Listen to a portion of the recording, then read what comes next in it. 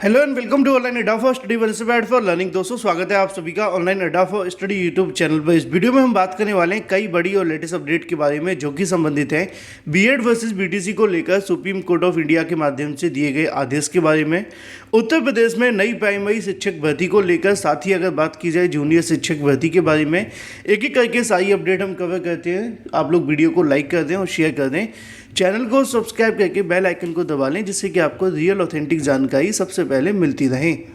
दोस्तों UPSC PET को लेकर बेस्ट बुक आ चुकी है जो कि चक्षु प्रकाशन की है। और जैसा कि आप जानते हैं कि यूपीएससी की भर्तियों में ऑनलाइन से आप कुछ भी पढ़ेंगे आपके पेपर में कुछ भी नहीं फंसेगा, क्योंकि यूपीएससी के ज्यादातर जो पेपर होते हैं वो ऑफलाइन या फिर आपके जो बुक्स होती हैं उनसे आधारित ही देखने के लिए मिलते हैं। और यूपीएससी पीईटी क्वालिफाई करने के लिए आपको एक बेस्ट बुक ही परचेज करनी चाहिए जिसमें आपका सिलेबस और महत्वपूर्ण क्वेश्चंस का समावेश हो, साथ ही साथ प्रीवियस ईयर क्वेश्चन भी आपको मिलें।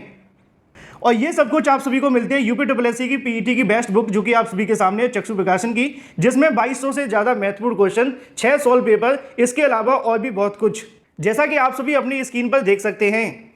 इस बुक में महत्वपूर्ण क्वेश्चंस के साथ आपको मिलती है डिटेल उत्तरमाला, साथ ही साथ व्याख्यात्मक हल भी।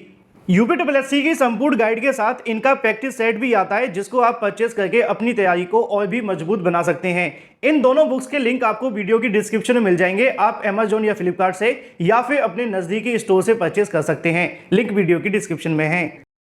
बीएड वर्सेस बीटीसी के विवाद के चलते लगातार बीएड और बीटीसी अभ्यर्थी तो आपस में लड़ रहे हैं, लेकिन इसका फायदा कोई और भी उठा रहा है, क्योंकि आप जानते हैं कि दो लोगों की लड़ाई में अक्सर कोई ना कोई दूसरा फायदा उठा लेता है। कहावत तो आपने सुनी होगी।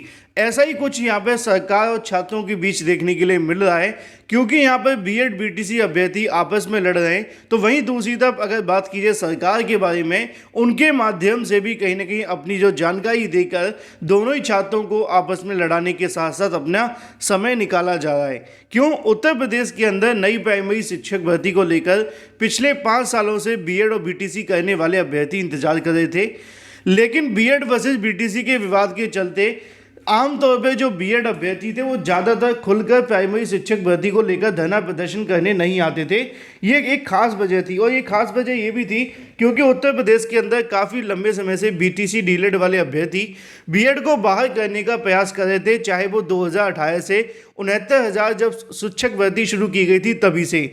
इसी वजह से बीएड और बीटीसी करने वाले अभ्यर्थी एकजुट नहीं हो पाए थे। पिछली बार उत्तर प्रदेश में जब चुनाव हुए मुख्यमंत्री के, उस समय पर थोड़ा बड़ा धरना प्रदर्शन का आयोजन किया गया था, लेकिन उसके बाद फिर से बीएड वर्सेस बीटीसी का विवाद आ गया, और इसके चलते जितने भी धरना प्रदर्शन हुए उसमें खुलकर या फिर बढ़ चढ़कर छात्रों ने हिस्सा नहीं लिया। उसका सबसे बड़ा रीज़न कहीं ना कहीं बीएड और बीटीसी का मुद्दा ही था, क्योंकि कहीं ना कहीं बीएड छात्रों को डर था कि प्राइमरी शिक्षक भर्ती को लेकर जिसकी मांग करने वाले हैं, कहीं उसके लिए उन्हीं के साथियों के माध्यम से उनको बाहर न करवा दिया जाए, और हुआ भी ऐसा। अब ऐसा हो जाने के बाद नई शिक्षक भर्ती को लेकर क्या अपडेट है, पहले उस पर बात कर लेते हैं। नई प्राइमरी शिक्षक भर्ती को लेकर बेसिक शिक्षा मंत्री यानी कि संदीप सिंह की जी के माध्यम से जब भी कोई जानकारी मांगी जाती है तो उनके माध्यम से आंकड़ों का जो खेल है वो खेला जाता है। एक बार फिर से अगर बात की जाए मंत्री जी के उत्तर से बेसिक की शिक्षक भर्ती पर सवाल, असल में मामला ये है कि बेसिक शिक्षा परिषद के प्राथमिक विद्यालयों में शिक्षक भर्ती आने की प्रतीक्षा कर रहे छात्रों के लिए सदन में दिए गए बेसिक शिक्षा मंत्री के जवाब से झटका लग सकता है। अगर बात की जाए मंत्री जी के माध्यम से सवाल का जवाब दिया गया था, वो ये था कि उत्तर प्रदेश के अंदर टीचर्स के कितने पद खाली हैं, कितने स्वीकृत पद हैं, और शिक्षक भर्ती को लेकर उनकी मंशा क्या है, और वर्तमान में जो छात्र शिक्षक अनुपात है वो कितना है। इन्हीं तमाम सवालों के जवाब देते हुए नीचे लिखा हुआ है कि प्राथमिक विद्यालयों में टीचर्स के स्वीकृत और कार्यरत रिक्त पदों की जानकारी भी दी। बेसिक शिक्षा परिषद के विद्यालयों में 2018 के बाद से शिक्षक भर्ती नहीं आई है। ऐसे में लगातार अभ्यर्थी इंतजार कर रहे हैं, मांग भी कर रहे हैं, लेकिन अब तक मांग पूरी नहीं हुई है। इधर बेसिक शिक्षा विभाग में टीचर्स के स्वीकृत और रिक्त पदों की अगर बात की जाए तो नियुक्ति के लिए विज्ञापन जारी करने के लिए पिछले दिनों सदन में प्रश्न लगाया गया। इस पर जवाब दिया गया कि प्राथमिक विद्यालयों में 4,17,886 जो शिक्षकों के पद हैं वो खाली हैं, मतलब टोटल स्वीकृत पद है, माफ़ कीजिए, टोटल खाली पदों की जानकारी की अगर बात की जाए तो 85,152 पद हैं। मतलब ये हुआ कि प्राइमरी यानी कि 1 to 5 के अंदर ही 85,152 के समथिंग जो पद हैं वो खाली पड़े हुए हैं। इसी तरीके से जब बात की जाती है उच्च प्राथमिक के बारे में, जिसको आप जूनियर भी कहते हैं, 6 to 8 भी कहते हैं, अपर प्राइमरी कहते हैं, जो आपका दिल करे, लेकिन मुद्दे की बात यह है कि इसमें स्वीकृत पदों की संख्या 1,62,000 से ज़्यादा है, लेकिन यहाँ पे भी खाली पदों की संख्या काफ़ी ज़्यादा है। लिखा हुआ है कि 41,338 के समथिंग जो पद हैं वो अभी यहाँ पे और खाली हैं, यानी कि लगभग 41,000 के आसपास प्राइमरी टीचर्स के अलावा अपर प्राइमरी टीचर्स के भी पद खाली पड़े हुए हैं।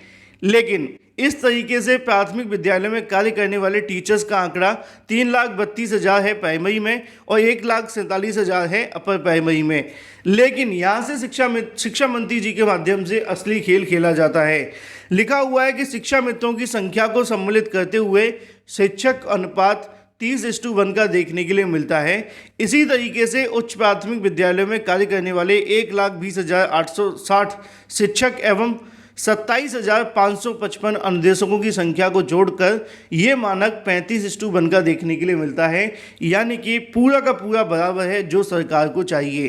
तो ऐसे में इससे कहने की बीटीसी छात्रों को भी एक बड़ा झटका शिक्षा मंत्री के माध्यम से देते हुए सुपर टीईटी पे बता दिया गया है कि सरकार अभी नई प्राइमरी शिक्षक भर्ती को लेकर कोई विचार नहीं कर रही है, और जब तक बीएड वर्सेस बीटीसी का मामला चल रहा है लगता भी नहीं है कि शिक्षक भर्ती इतनी आसानी से आ पाएगी, क्योंकि आप लोग जब तक सरकार पे प्रेशर बनाएंगे नहीं तो शायद ही कुछ देखने के लिए मिलेगा, और सरकार पर फिलहाल प्रेशर बिल्कुल भी नहीं है उनके बयानों को देखते हुए। आपकी राय क्या है कमेंट करके बताएं। बहुत सारे अभ्यर्थी पूछ रहे थे बीएड वर्सेस बीटीसी को लेकर, थोड़ी सी बात कर लेते हैं बीएड वर्सेस बीटीसी मामले पर। सुप्रीम कोर्ट ऑफ इंडिया के माध्यम से देर रात को अपना ऑर्डर जारी कर दिया गया। इसको लेकर मैंने एक वीडियो भी अपलोड कर दिया था, ऑर्डर के बारे में देख लिया होगा आपने। बीएड वर्सेस बीटीसी ऑर्डर में अगर बात की जाए तो सुप्रीम कोर्ट ऑफ इंडिया के माध्यम से बिलासपुर हाईकोर्ट की तरफ से दिए गए आदेश पर स्टे लगा दिया गया है। बिलासपुर हाईकोर्ट ने क्या आदेश दिया था कि बीएड छात्रों को बाहर करके काउंसलिंग करवाई जाए सुप्रीम कोर्ट ऑफ इंडिया के 11 अगस्त 2023 के ऑर्डर के आधार पर। लेकिन सुप्रीम कोर्ट ऑफ इंडिया में कल फिर से सुनवाई होती है तो वो बिलासपुर हाईकोर्ट के ऑर्डर पर रोक लगा देते हैं और बीएड छात्रों को एक बार फिर से प्राइमरी शिक्षक भर्ती में शामिल करने का आदेश दे देते हैं।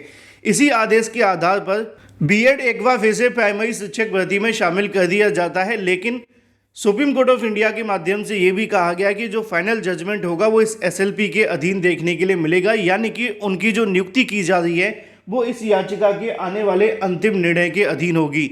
फिलहाल इसको लेकर थोड़ा समय और दे दिया गया है, लेकिन मुद्दे की बात यह है कि जो बिलासपुर हाईकोर्ट के माध्यम से बीएड को बाहर करने का आदेश दिया गया था उस पर रोक लगाते हुए ऑर्डर यहां से दे दिया गया है। अभी इस मुद्दे पर फाइनल सुनवाई होना और भी बाकी है, और भी बहुत सारी बातें ऑर्डर के अंदर जिसको लेकर स्पेशल वीडियो के माध्यम से आपको जानकारी और दे दी जाएगी। फिलहाल बात कर लेते हैं पीईटी को लेकर। पीईटी एग्जाम की अगर बात की है तो नवंबर के लास्ट में आपको या नवंबर में एग्जाम देखने के लिए मिल सकता है, जैसी जानकारी अधिकारियों से दी गई है। फिलहाल इस वीडियो के माध्यम से इतना ही। Thank you for watching this video.